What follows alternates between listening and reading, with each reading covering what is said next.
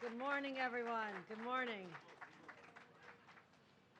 I love the sound of this construction noise. Keep it going. You can make it as loud as you want. But what an exciting day to see life and energy and laborers working hard to build housing, something that we've talked about for so long, and it's happening here. It's just really, you hear the jackhammers and the excavators. It's just a symphony to someone like myself. And it really reminds us that we're on the cusp of rebirth right here in this community. And that's exactly what's happening here in Gowanus. You know, today we're here to celebrate the groundbreaking of two sites, 320 and 340 Nevins, and 16 other Gowanus sites that are going to be coming back to life like Lazarus, brought back from the dead. I said that last June, and so here we are to welcome them back, and this is to kickstart residential construction that was halted by the expiration of the tax credit 421A that had been in place since the 1970s. I want to acknowledge the individuals here who've been working so hard on this. First of all, I want to acknowledge my commissioners. I want to talk about Ruth Ann Visnaskis and her incredible leadership to make sure we get things done. Also, Hope Knight, Empire State Development, taking a leading role in making sure that we get the job done. My partners in the state legislature, I know Joanne Simon is here. Joanne, any other state legislators that I missed here? Joanne, thank you. Thank you. We're in Joanne's district, so that's great. The city council members have joined us today. Our host, Sam Charney, and also Nick Silvers. Thank you for being the visionaries who stayed with us and got the job underway. Members of 32 BJ and Labor, are you in the house? There you go. I knew you were going to say that. Also, our city controller, Brad Lander, is here. Thank you for joining us in the fight to get more housing built in the city of New York. I see council member Gail Brewer has joined us, as well as other council members. We've got a whole list of council members here. Also, Deputy Mayor Maria Torrey Springer, representing the city here. Thank you.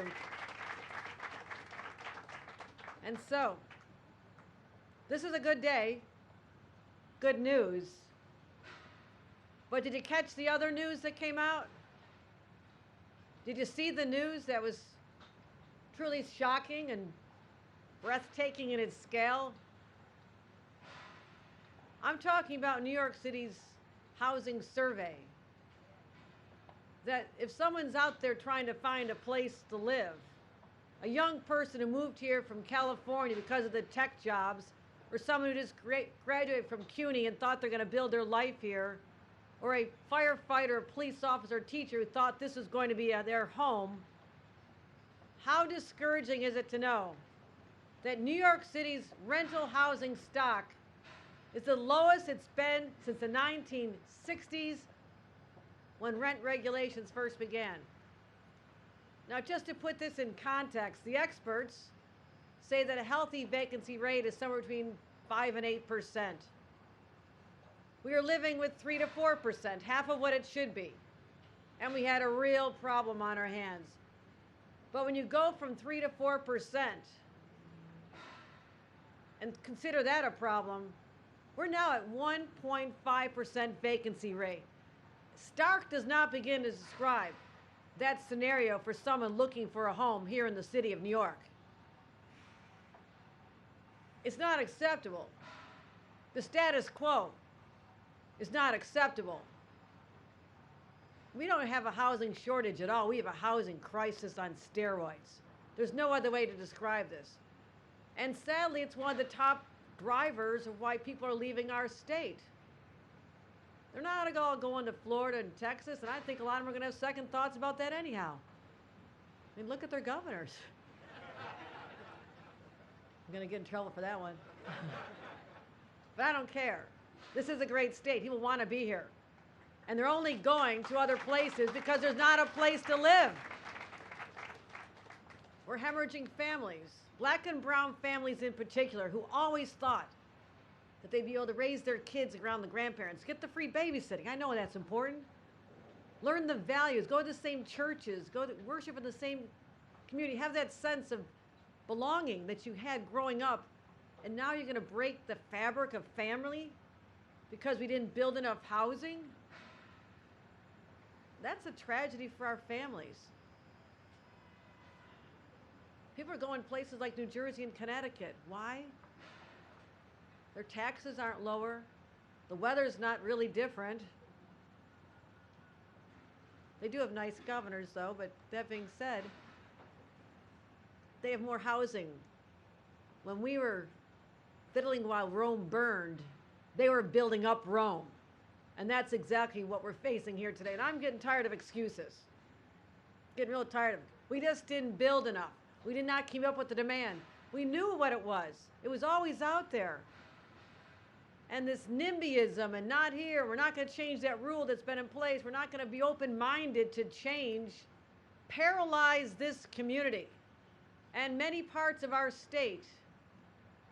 And now we're facing the consequences. Our success as a state hinges on one single issue now. Because all the other factors are great. People want to be here. New York City was named the #1 place in the world that people want to be. But wanting to be somewhere and being able to be there are two different dynamics. So we are the place you want to come.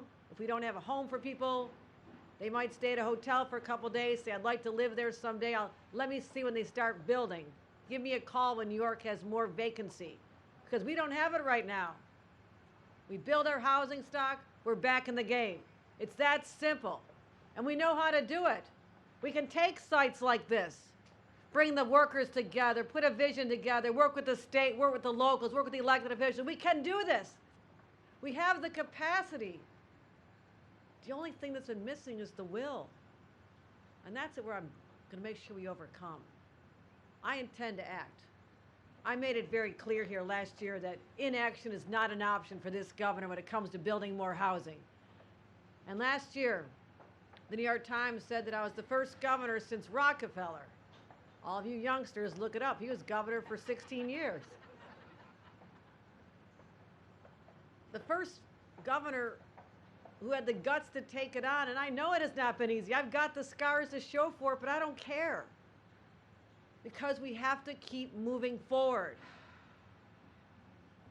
I need the legislature to support this. I need the support from communities. I put out a plan last year. It was a good, solid plan. It unleashed the potential that was waiting there all pent up. It was rejected. I read all the obituaries of this, even as late as December. People writing, well, Hochul's done working on housing, except I was rewriting my housing plan when I was reading those articles. We're not giving up. We're not giving up. And we need innovative solutions. We gotta be creative. So back in July, I stood just a few blocks from here and announced a comprehensive package of executive actions. Because I went back to my team, I said, we have to be able to do something. Tell me what we can do. We gotta put our heads together. And we took a series of executive actions to help boost housing construction here in the state of New York. So one of those actions is to jumpstart housing growth right here in Gowanus.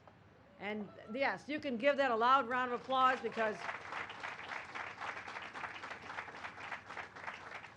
this land was rezoned in 2021, yes, an eternity ago, when you think about everything that's happened since then. But it was going to have infrastructure improvements, waterfront parks for this community. How beautiful. And thousands of new housing units. The plans were stopped in their tracks when the legislature let 421A expire.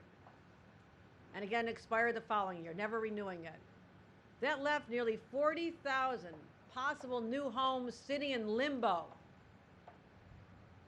And for those who thought that, well, the developers are going to build anyhow because they're such good guys, the numbers didn't add up. Capital got more expensive. Banks were saying no. No one was willing to deal with the realities that it was a different world for developers. And they said, we're not going to build. It doesn't work. I warned that. I said it could happen. And now, since the expiration of 421A, the total unit filings have dropped 78% in 2 years. So instead of getting out of our hole with all this equipment, we dug deeper into the hole. we're in deeper trouble now. Brought the momentum here at Gowanus to a screeching halt. The neighbors saying, what happened? We thought we were going to have all this beautiful work being done here. And many thought the housing would be scrapped for good, but I said no. No, not taking no for an answer. We're going to press on. We used all the tools we could. We launched a program through Empire State Development. I want to thank our commissioners, our CEO, our president, for working together to figure out some way to bring these stalled projects back to life. To qualify, the projects have to have at least 50 units because we're going big. With affordable units that will remain affordable, that's important to us. And today I'm proud to announce that in addition to this, we have 18 other projects that are advancing as part of this program. Now 18 is not exactly what I wanted, but 18 is more than zero. 18 will always be more than zero. And together we're facilitating over 5,300 residential units right here, 1,400 of which will be affordable. Yes, affordable for the people to be able to live here. So we're breaking ground on 2 of them. I just asked our developers, my favorite question, when will it be done? I love a start. We'll enjoy the day. But I'm told that June of 2026, there's over 650 units built right here. That's extraordinary, including 164 affordable. So thank you to the Charney companies and Tavros Capital for being the people who never gave up. You didn't throw in the towel and walk away. You stood up and said we can get this done, and I thank you for your leadership. Let's give them a round of applause as well. So, we still need a statewide strategy. I don't want to piecemeal this all over. It takes too long. Let's just get back to building scale and capacity. But in the meantime, I'm pursuing a number of actions through our budget. I'm hoping for support from the legislature. I'm hearing from so many of them. They're now hearing from their constituents that there is a strong demand. So I think we're in a different environment right now, and I'm really glad to hear that. The city of New York itself, the mayor, wants to build 500,000 units right here in the city. That's not beyond our capability. That's doable. You know what I say to the mayor? Let's do it. Let's start building. Let's get it done. And I want no more regulation to be in the way of this. Okay? Let's just look at this. What has been holding this back? We need supply. We can talk about regulations over here, protections. I support the conversation. But we have to unshackle the chains that have held more housing in bondage for too long. That day has to be over, my friends. We can no longer suppress the growth that is so necessary. So for the city of New York, working with the mayor, working with the deputy mayor, who will be hearing from shortly, here's what I propose. Let's restore the tax incentive to include affordable housing incentives. Let's do it. We can do that. Replace the 421A, but let's grandfather in all the projects that are sitting there on life support. We have thousands of projects that have already are in the pipeline. Let's just unleash those. We can figure out the different formula, a new 421AX, what do you want to call it? We can get this done. But those that have been sitting on the table waiting all this time, they have to be liberated.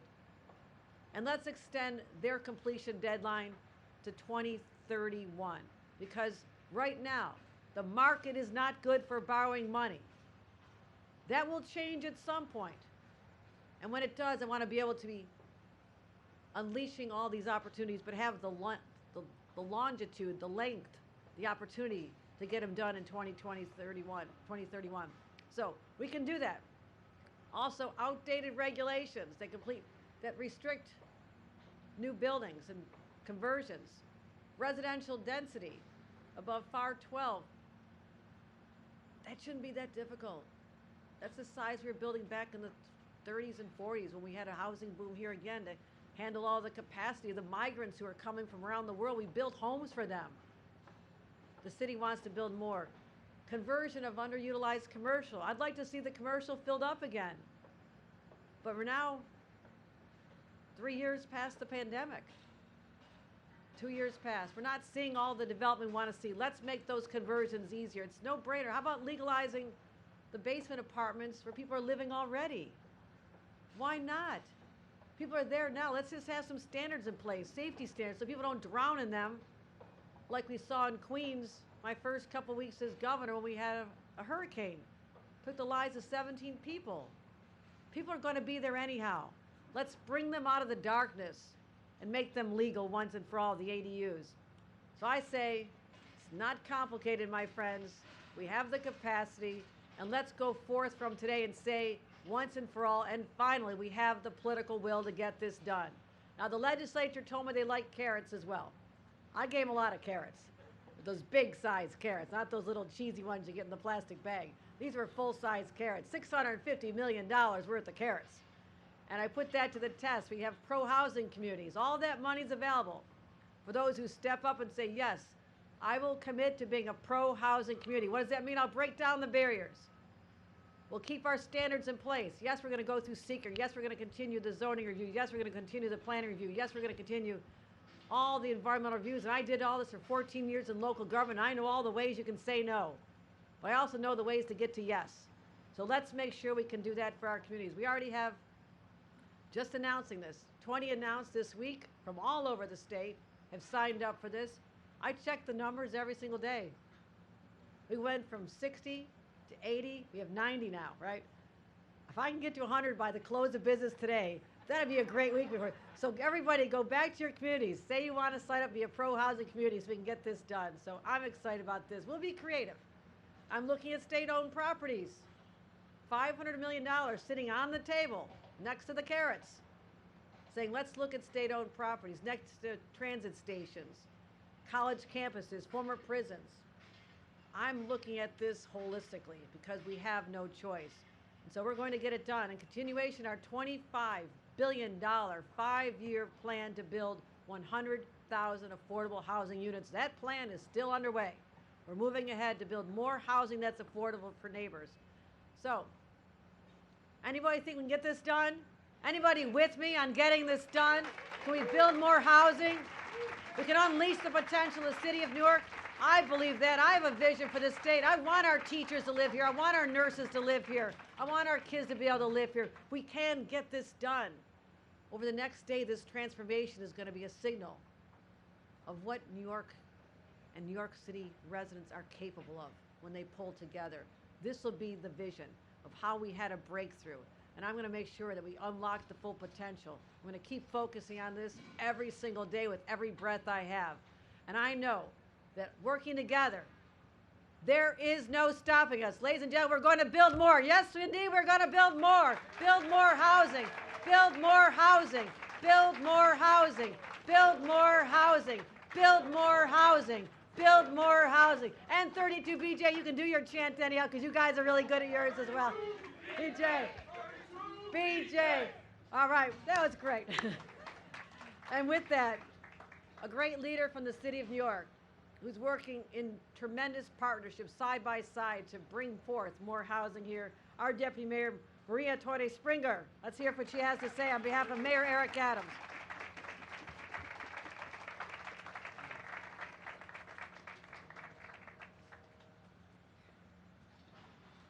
Good morning, everyone, and thank you, Governor Kathy Hochul, for this event, for your courage, your leadership, your extraordinary vision, and your perseverance in not just helping tackle, but really leading the fight to tackle the housing crisis, not just in this city, but across the state. And I also want to acknowledge your amazing team with Ruthann Visnauskas and Hope Knight, two of my favorite people really across government. And you're right that this is a crisis that cannot be tackled by one level of government. And I feel wildly fortunate that we get to work in close partnership with your incredible team. So thank you all for being here today. I also want to thank Sam and the Charney group, who you'll be hearing from in just a second, for helping build the housing that we need, not just in this neighborhood, but across the city. It's really fantastic to be in the Gowanus yet again. Now, this is a project, of course, that is the fruit of over a decade of effort led by so many people, of course, our comptroller, and in his previous role in public service as well. A long-term neighborhood planning effort that will transform this neighborhood and deliver badly needed housing in a corner of Brooklyn that has grown increasingly unaffordable in recent decades. But it's more than that. It really is also a model for how we can build housing, including deep, permanent affordable housing in high-cost neighborhoods across the city. Because as the mayor has said over and over again, our goal has to be to make sure that every neighborhood in this city is accessible to working families. And to do that, as the governor has said, as 32BJ has chanted over and over again, we certainly need to build. But the reality is, and the housing vacancy survey that came out has reminded us yet again, not that we needed a reminder, not that these are records that we actually ever want to break, but it reminds us of the urgency of this mission. Now, the numbers, they are staggeringly heartbreaking. A 1.41 vacancy rate in our city, the lowest it has been in more than half of a century. There is a functional 0 vacancy rate for units less than $2,500. And for our lowest income households, those making less than $25,000, 86% of them, and these are mostly Black and brown households, 86% of them are severely rent burdened, which means that they pay more than 50% of their income on rent. And so for too long, I've been trafficking, too many of us in this room who I know are partners on this mission, have been trafficking in this language of housing crisis, of rent burden, of low vacancy rates. And this mission has never been more urgent. And as the governor said, what has always been clear, and it's more clear today than it ever has been, is that the time for finger pointing and hand wringing and pearl clutching about this issue, that time is over. And what is particularly an opportunity that I think we have to latch onto, it's not like we have to create a whole new set of playbooks or now come up with a plan, right? While this housing crisis is daunting, we know that it is solvable, but we are missing tools. As the governor mentioned, in recent years, our state has not had that as-of-right tax program that has resulted in more than 80% of the new units that we've had in this city. Projects like this one, which really should be sprouting across the city faster and in greater numbers than ever before. And instead of that, they're sitting vacant and they are at risk. And it's a state of affairs that we can't and we won't accept. And what I do know is that with our partners in Albany, including, of course, the leadership of our governor, we can deliver the type of action that we need to kickstart production and tackle this housing crisis once and for all. We've been clear about what we need: a new tax incentive to deliver mixed income housing, especially in high-cost neighborhoods. It means a program to ensure that office residential conversions actually include affordable housing. It means removing the outdated FAR cap so the city can unlock new housing in places across the city with good transit, good access to jobs. And it means giving the city the authority to finally legalize basements. And we can do all of these things and add the supply that we need while at the same time enhancing the protections that tenants need in this city. And this can be the session. Now, I'm a chronic optimist. Some even might say I'm a pathological optimist, but I really do believe that this can be the session where Albany finally delivers meaningful change. But this can also be the year where Congress finally gives us more tools. And there is currently a bipartisan tax package that Congress can pass that will deliver more resources to this city and across the country, help us finance thousands more units across the 5 boroughs. And while we need the state's help and the federal government's help, we here at the city, we're doing everything that we can. We're doing everything within our power. It starts with the work, of course, led by the Department of Housing Preservation and Development and the Housing Development Corporation. And in the last calendar year, they financed more new construction units than their entire history. Record numbers of supportive housing units, units for the formerly homeless. At the same time, our Department of City Planning, we are working with so many communities on our City of Yes for Housing Opportunity, which is really the most aggressive, most pro-housing set of reforms to our 1961 zoning code that the city has ever seen. And I'm so happy to see our partners at the City Council who will be so crucial to making sure not just that that gets passed, but we don't water down the ambitions and the potential of that proposal. And we're working at, like the governor mentioned earlier, every innovative tool, every creative tool that we have to make it easier to build. Our Green Fast Track proposal, which will deliver environmentally friendly and affordable housing faster than ever before. We have our own Housing at Risk Task Force, so that projects like this, incredible support from ESD to make sure that they don't get lost. But as we all know, too many of these projects have to navigate the labyrinth, right, of city agencies. And so the Housing at Risk Task Force provides that type of navigation so we don't have self-inflicted wounds in terms of the housing that can get built. And then finally, across the city, working again with members of the City Council, we are right now advancing 5 neighborhood plans to really up the supply of housing in neighborhoods from the Bronx to the Atlantic Avenue area in Brooklyn, Staten Island, Midtown, and a number more. So I'll end where I started.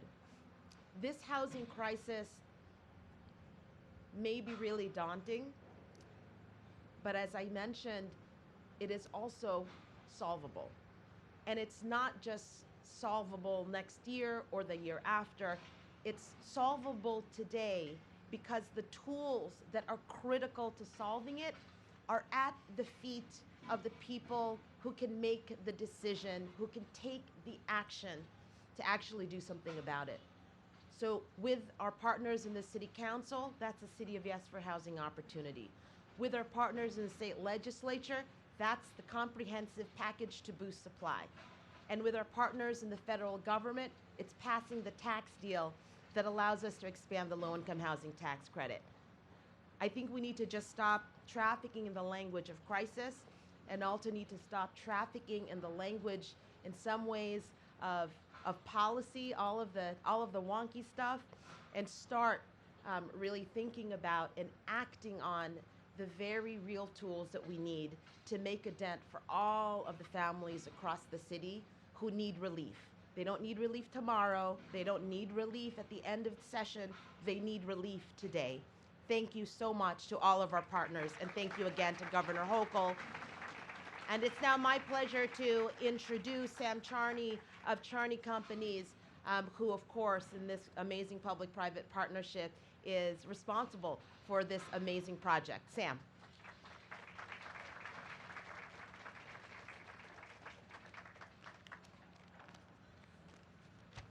Those tough acts to follow, huh? Thank you, Maria. Thank you, Governor. Good morning, everyone, and thank you again, Deputy Mayor and Governor. I'm honored to stand here today representing our development team as we gather to mark the groundbreaking of 320 and 340 Nevins. This project is not just about erecting buildings. It's a testament to the Gowanus rezoning, a dynamic synergy between the public and private sectors, creating a model for responsible and inclusive urban development. The brownfield cleanup, affordable housing initiatives, and activation of otherwise fallow industrial land and waterways underscore our shared commitment to environmental sustainability, social equity, cultural diversity, and economic prosperity for our great city. I want to extend my heartfelt gratitude to Governor Kathy Hochul and her team for their unwavering support and visionary leadership in championing initiatives like the Gowanus rezoning and boldly creating the ESD pilot program. Our project and the thousands of units the Gowanus will deliver would have never been possible without the governor's steadfast commitment to solving the state housing crisis. By preserving rezonings through executive orders and creating opportunities for sustainable development through new tax legislation, she's paving the way for a brighter New York City. To our development team, consultants, lenders, construction managers, contractors, and the likes, Your foresight, innovation, and dedication have laid the foundation for a project that will redefine the Brooklyn skyline and leave an enduring legacy. Your commitment to excellence, from elegant architecture and design to environmental cleanup and showcasing local artists along our promenade and construction fences, reflects our shared vision for a vibrant and culturally rich Gowanus. As we embark on this journey, let us remain steadfast in our commitment to creating a community that all New Yorkers can be proud of. Together, we'll transform Gowanus into a first-class destination, celebrating diversity, culture, and sustainability. Thank you to everyone involved in making this project a reality. Let's build a better New York City together, starting with 320 and 340 Nevins, one brick at a time. Now, thank you. Now I'd like to introduce my partner in 320 and 340 Nevins and all of our other Gowanus community projects, Nick Silvers from Tavros Holdings.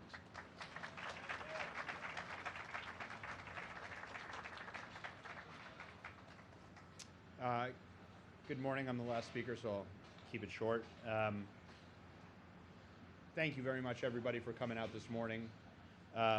We at Tavros want to thank Governor Hochul for her Herculean efforts to build for the future of New York City.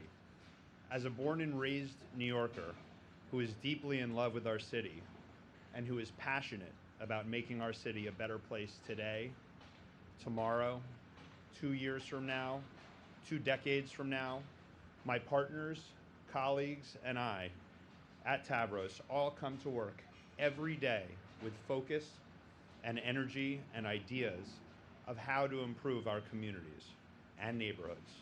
Building by building, foundation by foundation, brick by brick, we are all building with the intent of making New York more accessible, more affordable,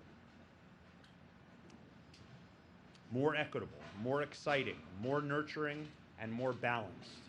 We love our communities, our neighbors, our tenants, and our partners.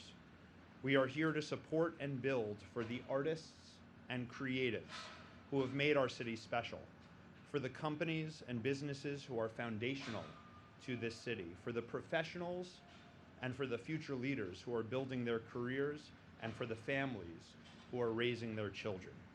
We are shepherds who take great pride in the city that has been built by immigrants and laborers over the past centuries, and we take responsibility in our projects being a bridge to the next century, as New York proves every day that it is the greatest city in the world. We want to thank the entire team at Tavros, our partners at Charney, our architects at Fogarty Finger, our construction teams at Broadway Construction Group, the wonderful organizations and people at Arts Gowanus, at Powerhouse Arts, the Gowanus Canal Conservancy, and all of the local community leaders who supported these efforts. Joanne Simon, Brad Lander, and all of our investors, lenders, and partners. Gowanus Wharf, our project that we are building with Charney companies, made up of Union Channel, Douglas Port, and Nevins Landing, will be a revolutionary, visionary community made up of 4 buildings with 1,200 units that are 25% permanently and deeply affordable. As of today, let us all note, as you've heard over and over again, in New York, it is officially the worst that it has been since 1968 in terms of housing availability.